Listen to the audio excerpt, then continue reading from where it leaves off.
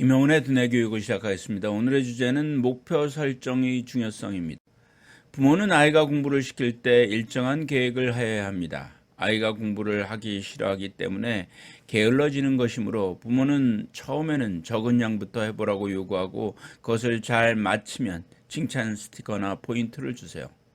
부모는 점차 아이가 해야 할 공부의 양을 단계적으로 늘려나가고 이에 따라 아이는 더 쉽게 칭찬 스티커나 포인트를 얻을 수 있습니다. 이 일을 한 달 정도 시행하면 아이는 보상을 얻기 위해 다른 과목까지 공부를 시작합니다. 이후 부모는 아이가 공부나 활동에서 어려움을 겪을 때마다 노력과 집중력을 길러주기 위해 작은 목표를 설정하고 단계적으로 늘려가는 전략을 활용할 수 있습니다. 목표는 수행의 기준을 마련하는 것으로 목표가 있는 사람이 수행이 더 좋습니다. 마라톤에 나가려고 준비한다고 생각해 보세요. 목표가 없는 사람에 비하여 지난번 자신의 기록보다 2분을 단축하겠다는 목표를 가진 사람이 훈련 계획도 보다 세세하게 세울 수 있고 자신의 장점이나 약점도 명확히 파악하여 보완할 수 있는 것입니다. 결국 최종적인 수행에서 목표 없이 무턱대고 열심히 한 사람보다 좋은 결과를 얻게 됩니다. 좋은 목표를 세우기 위해 첫 번째로 할 일은 목표를 구체적이고 분명하게 정의하는 것입니다. 내가 원하는 바가 무엇인지를 모호한 말로 표현하기보다는 간결하고 명료하게 적어봅니다.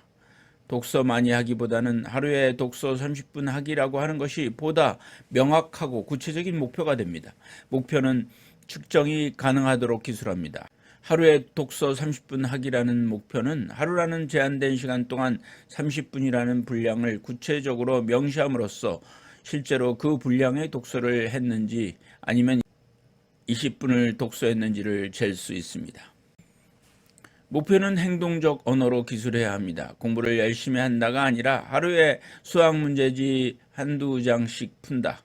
매주 토요일 아침마다 영어 듣기를 30분씩 한다. 하루 한자 한 개씩 외운다 등 자신이 달성하기 원하는 것을 이룰 수 있는 실행 방법을 명확히 기술하는 것이 좋은 목표가 됩니다.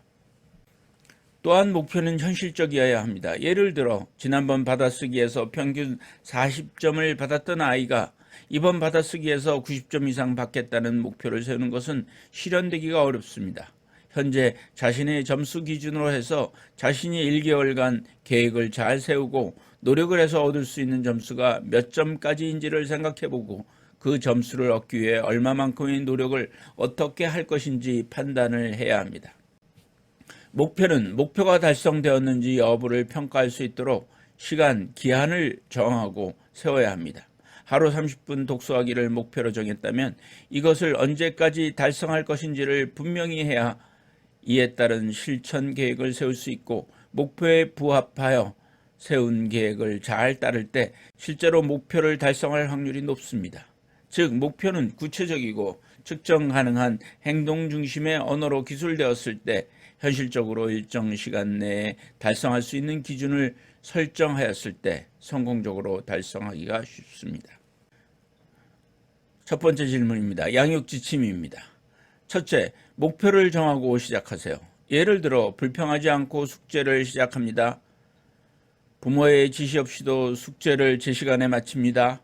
잠자리 들기 전에 학교 갈 준비물을 챙깁니다. 등의 목표를 정하세요. 부모는 처음에 아이가 목표를 정하고 시작했을 때 시간을 체크합니다. 2번 정도 지켜보며 아이가 이 일을 행하는 데 걸리는 시간을 측정하여 그 결과를 토대로 목표 시간을 정하세요. 둘째, 구체적인 단계를 시범으로 보이세요. 가방을 싸는 경우라면 부모가 맨 먼저 어떻게 할까 묻습니다. 아이가 가만히 있으면 일단 가방을 열어야지 그리고 한번 들여다봐 한 다음 아이가 부모 말대로 행동하면 잘했어 꺼낼 건 꺼내야지 내일 필요한 것을 가방에 넣어야 하는데 그러려면 뭘 봐야 할까 내일 무슨 시간이 있는지 알려면 뭘 봐야 하지 라고 묻습니다. 아이가 시간표라고 하면 그래 한번 확인해봐 합니다. 셋째, 가능하면 말로 지시하기보다는 시각적 지시 자료를 활용하세요. 아이는 그림과 글을 사용해서 일정을 짜는 과정에서 무척 흥미를 느끼며 특히 일어나거나 식사하거나 이를 닦는 등의 각각의 단계를 연구해 보는 일에도 재미를 느낍니다. 부모는 일정 순서를 기본적으로 아이가 결정하도록 해줍니다. 또 흥미를 유도할 수 있게 찍찍이 테이프를 만들어 그림의 순서를 바꾸거나 그림을 떼어낼 수 있게 해줍니다. 계획을 실행할 때 아이는 한 단계를 마칠 때마다 해당 그림을 떼어 일정표 맨 아래 붙어있는 했음이라고 적힌 주머니 안에 넣도록 합니다. 넷째, 보상과 칭찬이 필요합니다. 부모가 아이에게 요구하는 일은 종종 배움이 느린 아이들에게는 너무 힘든 일이라는 사실을 명심하세요.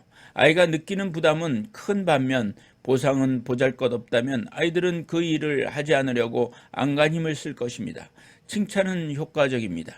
바람직한 행동을 했을 때 곧바로 구체적으로 칭찬하세요. 또한 아이가 한 일의 중요성을 아이에게 알려주고 일을 해내기 위해 노력한 점을 인정해 주세요.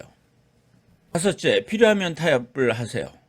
아이가 할 일을 미루고 목표를 설정하는 데 참여하는 것을 아이가 거부한다면 아이가 거부할 수 없는 논리적이고 자연스러운 결과를 유도하세요. 아이가 부모에게 뭔가 요청을 할 때 아이가 원하는 것을 들어주는 아이로 자녀의 참여를 유도할 수도 있습니다. 예를 들어 친구와 놀 수 있도록 놀이터에 데려다 주겠지만 대신 먼저 장난감 정리부터 하려무나 라고 말하는 식입니다. 여섯째, 지시와 감동을 서서히 줄여나가세요.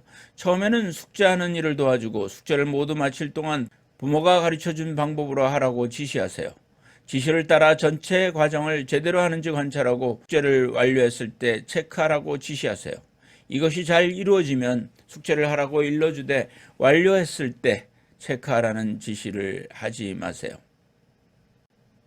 2단계가 이루어진다면 아이는 지시 없이도 혼자서 숙제를 하는 단계로 넘어갈 수 있습니다.